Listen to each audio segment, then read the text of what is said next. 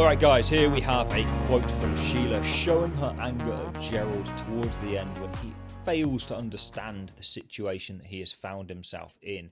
Don't forget, in Act 1 we've already been through Burling and his responsibility. We've also gone through Sheila as she's torn apart by the Inspector, who truly feels guilt and responsibility for her actions. But now the attentions have turned to Gerald, and he's given the game away with his reaction at seeing the photo.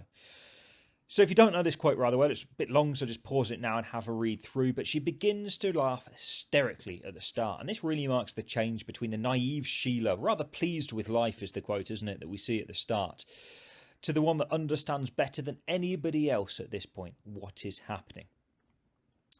We also have this quite rude insult, doesn't she? Why, you fool? This aggressive word choice for me really juxtaposes her attitude at the dinner and shows her anger. She's obsessed, infatuated with Gerald at the start. But right now, she just calls him a fool, and she really means it. This anger is real, and it's emphasised by the punctuation here. This stuttering, trying to get out her words through her anger. Dashes are used quite a bit by Priestley. He uses them with both Gerald and Eric at various points, and Mrs. Burling actually, to show when they've got heightened emotions. And he does it here to show that Sheila is absolutely incandescent with Gerald, both at what he's probably done, but also the fact that he's trying to get away with it. He can't. Why? Because as Sheila repeats to him multiple times, Inspector Goole knows. He knows everything. He is omniscient, as we might call him previously.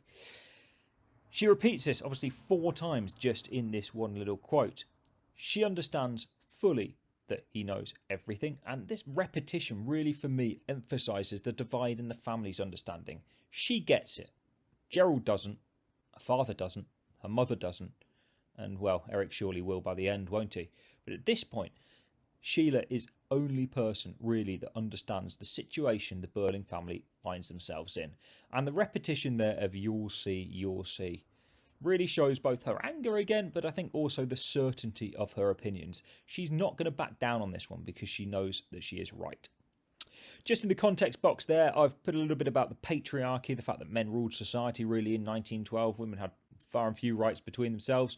But this very much changed really as a result of movements like the suffragette and the suffragist movements, but as well as World War One.